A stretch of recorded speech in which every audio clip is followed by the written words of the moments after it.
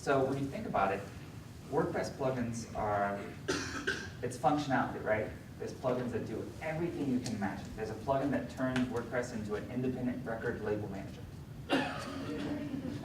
There's real estate management plugins, which probably aren't doing too well right now. There's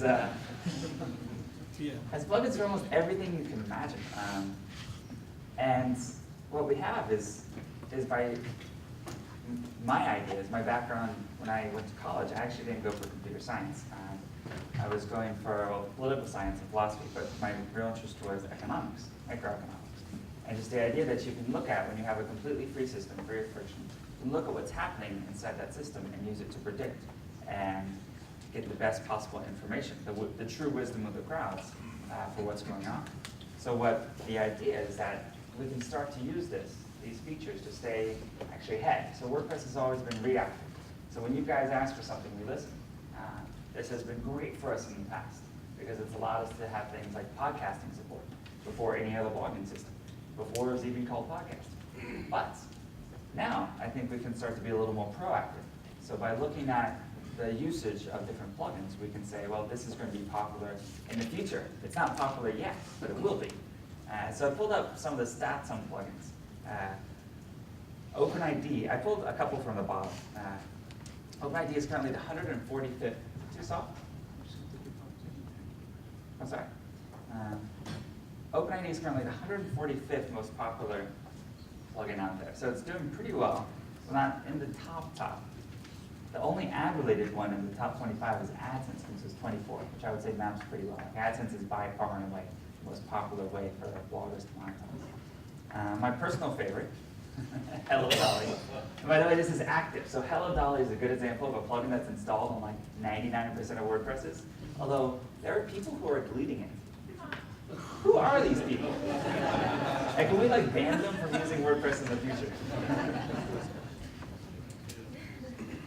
But actually by pure activation, these are people who actually have the WordPress Hello Dolly plugin activated, which was great ammo for me because someone suggested removing it recently. They're like, no one's using it. And I was like, all right, it's the number of 12. It's bigger than AdSense.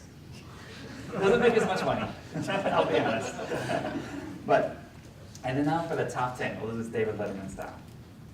So CForms, which is, oops, I have a slide out of order. CForms, which is contact forms essentially.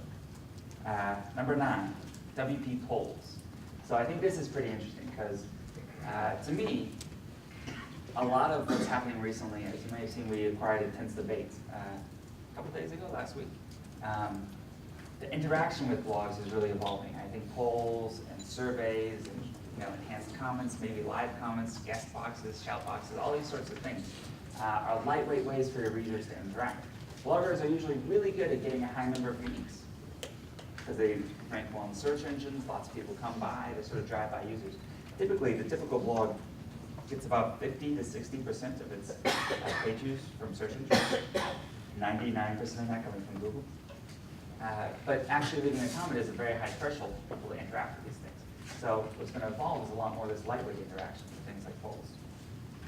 The WordPress automatic upgrade was number 8. So this is basically what a typo. I can't spell automatic anymore.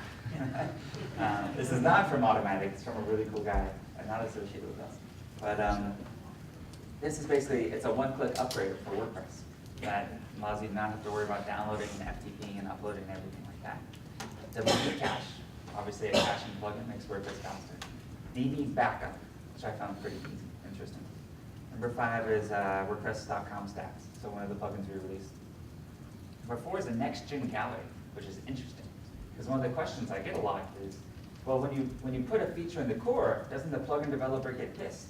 Because now they don't have a plugin anymore, they have users.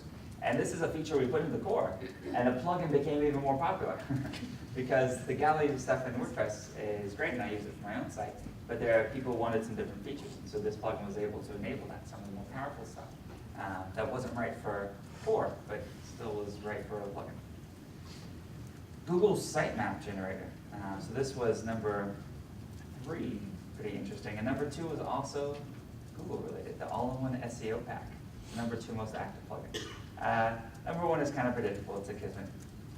And if you look at it, there is a long tail of plugins. So Kismet up there, and then it drops off pretty quickly. This goes off, you know, it's kind of like an Al Gore thing where he gets on the scissor, and it goes up, and this would go out, you know, several buildings to the right, if you look at it. The average number of plugins per blog is 4.96.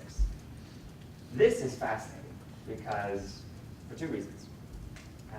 One, there's no one, like everyone in this room is using a different WordPress, essentially. Because the variety in the plugins is fairly large. And you probably have one of those top 10, and then you have a couple others that aren't as popular. So rather than there being WordPress, which I was about to somewhat bland and pretty plain, people are customizing and sort of creating their entirely own unique experience. Other thing about this is super difficult to compete with. There are other blogging systems, other CMSs and everything out there, with way more features than WordPress has. And they got the whole kitchen sink, and it does a bajillion things. And but it's difficult to completely compete with a community, which is essentially the thousands, the 3,000 plus plugins out there, the several thousand themes, is almost impossible to duplicate by any single entity or corporation. As we get these better plugin stats, like I said, we're really going to try to, what I'm looking at now is the bottom 1,000, right? The top plugins are cool to know what's been popular. That's really a trailing indicator. I want leading indicators. I want to know, you know, of the bottom 1,000, what's the velocity of things, of the top, like let's say all-in-one SEO pack. 2 years ago, how many users did it have? How fast was it growing? What was the developer? How many lines of code? You know, what were all the metrics about it that we could use to maybe look at the things that are currently not popular, and maybe even do some predictions using some fancy mathematics, or I don't know. We'll figure it out. But this is the idea.